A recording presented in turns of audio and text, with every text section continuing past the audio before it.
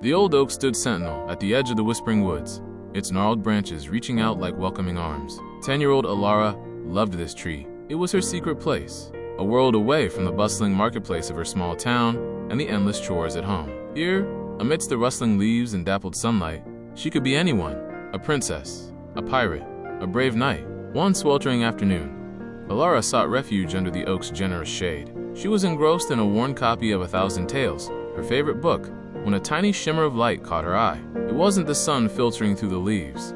This light pulsed with an inner radiance, like a captured star. Elara cautiously peered closer. Nestled amongst the roots, a figure no bigger than her thumb sat perched on a moss-covered stone. It was a woman, but unlike any woman Elara had ever seen. Her dress was woven from shimmering threads of emerald and gold.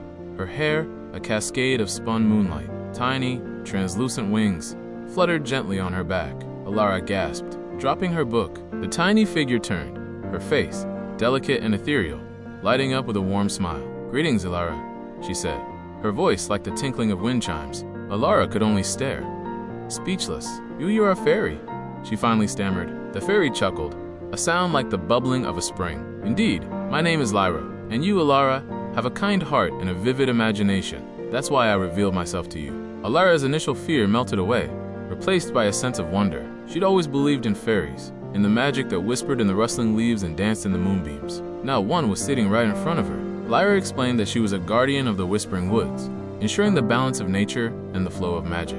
She had noticed Elara's frequent visits, her quiet respect for the woods, and her boundless imagination. "You see the magic, Elara," Lyra said, her eyes twinkling. "Most people have forgotten how to look. They are too busy with the noise and the rush of their lives." Elara felt a thrill of pride. She had always felt different, a little out of sync with the world around her. Now, she understood why. She could see what others couldn't. Lyra and Elara spent the rest of the afternoon talking. Lyra told her stories of the woods, of the ancient trees that held the wisdom of centuries, of the shy creatures that roamed beneath the undergrowth. Elara, in turn, shared her dreams of adventure, of exploring far-off lands and encountering mythical creatures. As the sun began to set, casting long shadows through the woods, Lyra rose to leave.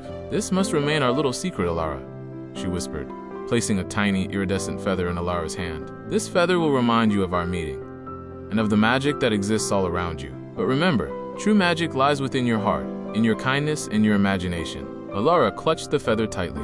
"I promise," she said, her voice filled with awe. Lyra smiled, her light fading as she blended into the shadows. Elara watched her go, a sense of wonder filling her heart. She knew she would never forget this day, the day she met a real fairy.